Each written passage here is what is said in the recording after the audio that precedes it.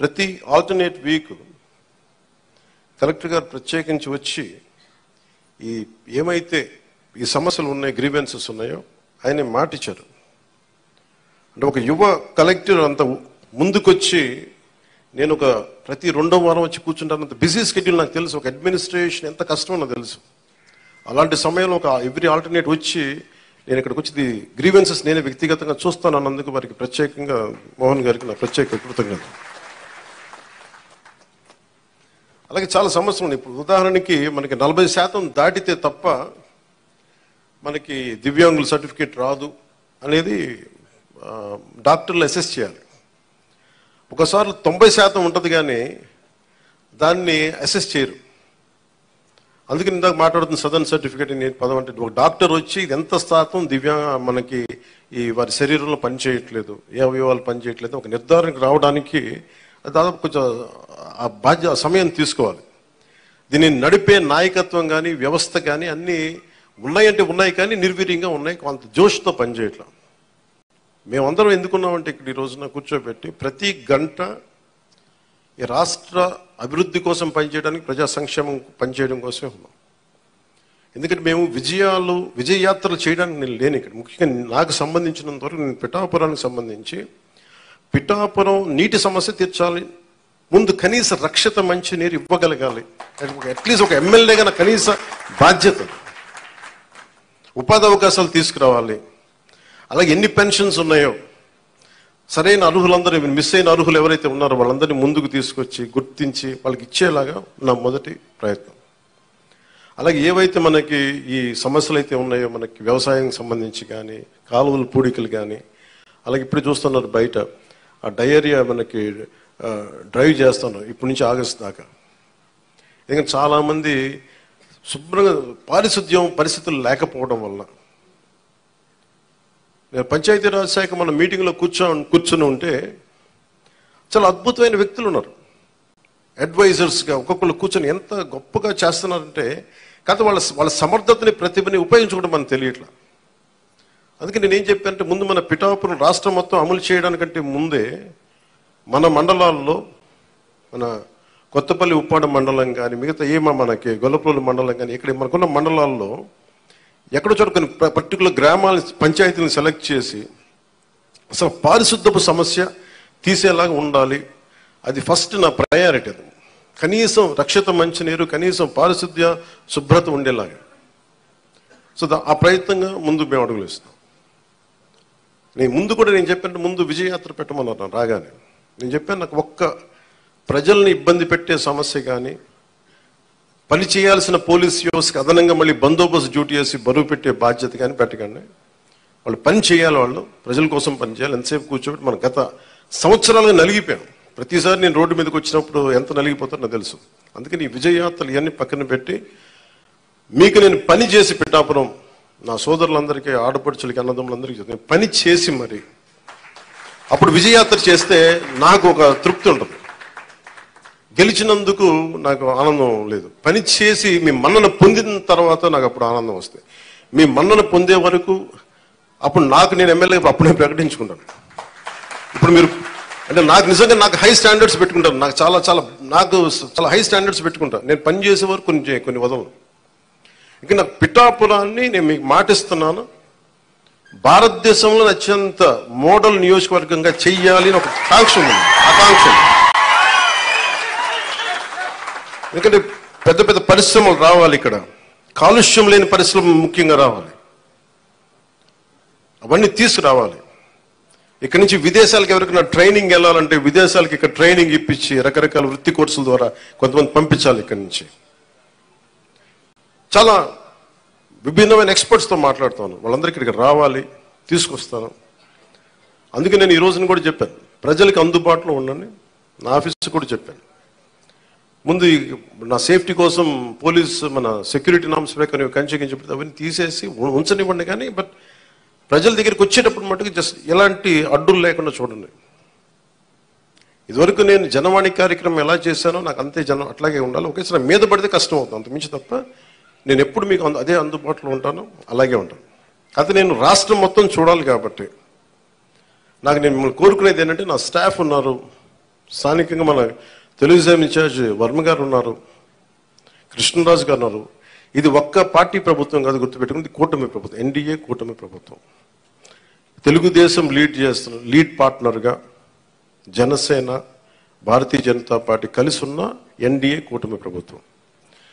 చంద్రబాబు గారి అపారమైన అనుభవం ఈ రాష్ట్రానికి చాలా అవసరం. నేను చాలా ప్రత్యేకించి చెప్పాను. ఈరోజు నేను ఫస్ట్కి ఆయన పెన్షన్లు ఇవ్వడం నాకు ఎందుకు ఆనందం అనిపించిందంటే, ఈ ఫైనాన్స్ జగ్యులరీని, ఈ ఆర్థిక అస్తవ్యస్తల్ని ఆయనదైన అనుభవంతోనే దాన్ని తీసుకు. అందుకని మీకు ఫస్ట్ డే చెప్పిన రోజుకి పెన్షన్ ఇవ్వగలిగారంటే నెల రోజులు కూడా కాలేదు, అందరూ ఛార్జెస్ తీసుకొని. ఆయన అనుభవం వల్ల ఈ రోజున మీకు వెంటనే మీ చేతికి ఇలా వచ్చినాయి. అది కూడా ఆయన మాట చెప్పారు, 3 నెలలు ఆ ప్రభుత్వంది మీకు ఇస్తాం ఆ సమయంలోది. అలాగే కూర్చోబెట్టి ఒక 7,000 ఇవ్వడం కానీ, మీకు ముఖ్యంగా దివ్యాంగులకు 15,000, మీరు అడిగింది 10,000 ఆ రోజున మీరు అడిగారు, కానీ 15,000. ఇదేంటే మీరు ఒకళ్ళు కాదు, నాకు తెలుసు మందకృష్ణ మాదిక్ గారు ఎంత చేశారు నాకు తెలుసు. అది ఆయనకి నిజంగా ఈ సందర్భంగా ఆయనకి మనస్ఫూర్తిగా నేను ఆయన అభినందిస్తున్నాను.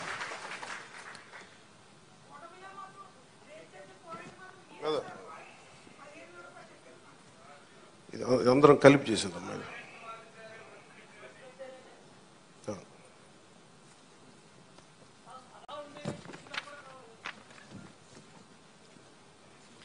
అంటే ఒకసారి మీరు అర్థం చేసుకోవాల్సింది, ఇది నేను రిపీటెడ్గా, నేను ఫస్ట్ ప్రభుత్వం బాధ్యత తీసుకున్న తర్వాత, ఉప ముఖ్యమంత్రి స్థానం తీసుకున్న తర్వాత నేను ఫస్ట్ నాకు భయం లేదు నాకు. ఎందుకంటే నేను 10 రూపాయలు డబ్బులు వెనక్కేసుకోవాలనో లేదంటే నాకు కొత్త పేరు రావాలనో నాకు నిజంగా లేదు. నాకు ప్రజల్లో చాలా సుస్థిరమైన స్థానం ఇచ్చారు. నేను ఒక నటుడిగా పూర్తి స్థాయిలో ఉన్నప్పుడు నాకు డబ్బు కొదవలేదు. నాకు రాజకీయాలకి డబ్బుకి సంబంధం లేదు నాకు. సో డబ్బులతో నాకు రాజకీయాలు ముడిపడి, అందువల్ల నేను చేసేటప్పుడు మీకు మొత్తం సాయశక్తిలో పెట్టేస్తాను. మీరు చెప్పిన ప్రతి సమస్యకి పెడతాను. కాకపోతే డబ్బు అందరికీ ఏముంటుందంటే, ప్రభుత్వం రాగానే అన్ని సమస్యలు చిటికలో అయిపోతాయి. అవో, కానీ చిటికలో అయ్యే వరకు పనిచేస్తాం. దీనికి ఇప్పుడు మీరు చెప్పారు, మీరు మోహన్ రావు గారు, మీరు గోవిందరావు గారు, ఇవన్నీ మేము మర్చిపోను.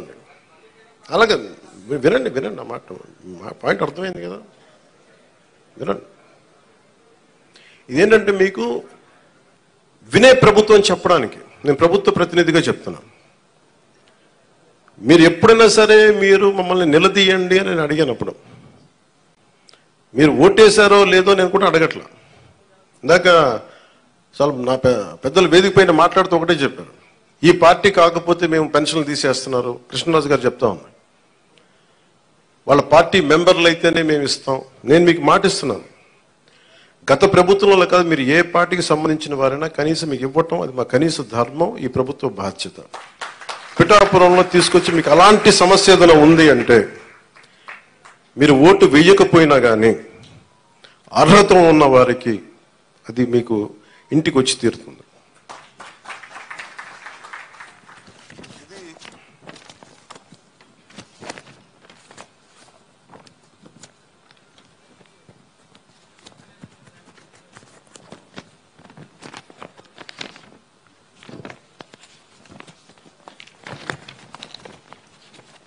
చాలా ఛాలెంజింగ్ ఏంటంటే, దీంట్లో గత ప్రభుత్వం విలేజ్ వాలంటీర్స్ అని ఒక ప్రైవేట్ సంస్థను పెట్టారు. డోర్ డెలివరీ చేస్తాం పెన్షన్స్ అని, మంచిది అది. కానీ దాంట్లో ఒక కీలకమైనది ఏంటంటే, ప్రతి పెన్షన్కి మా దృష్టిలో ఉన్నది, ప్రతి నియోజకవర్గంలో ఉన్నది కనీసం 100 తక్కువ కాకుండా 300 కనీసం దాంట్లో ఇచ్చినందుకు వాళ్ళు తీసుకునేవారు. దాన్ని లంచం అంటామా, లేదంటే చిన్న నజరానా అంటాం, ఏదంటే దానికి ఏదైనా పేరు పెట్టుకోవచ్చు.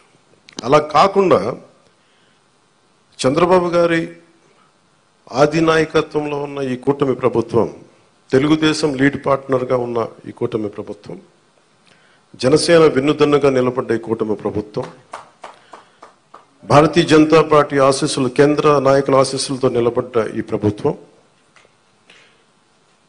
నువ్వు చప్పలు కూడా నచ్చిందా? నువ్వే చప్పలు, మోదీ గారి చప్పలు కొట్టాలి మనం చేసిన కృషికి. నువ్వు అర్థం చేసుకున్నావు. ఒక్కటే మోగింది కానీ మొత్తం అందరూ మోగింది నీ వల్ల. అంటే ఇది వాలంటీర్స్ లేకపోతే పెన్షన్లు ఆగిపోతాయి, వాలంటీర్స్ లేకపోతే పెన్షన్లు ఆగిపోతాయి అని భయపెట్టేశారు అందరూ.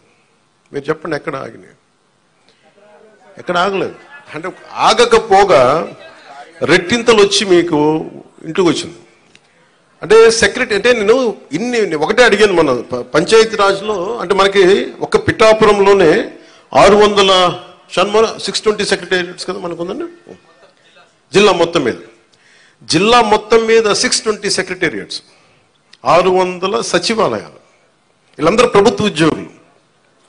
దాదాపు 6,000 మంది పైచిలుక అధికారులు మనం టోటల్గా ప్రభుత్వ ఉద్యోగుల్ని మీ ఇంటికి వచ్చి మీకు డబ్బులు ఇస్తా ఉన్నారు. వాలంటీర్స్ లేకపోతే ఎక్కడ ఆగినాయి చెప్పండి ఈ రోజున పెన్షన్స్?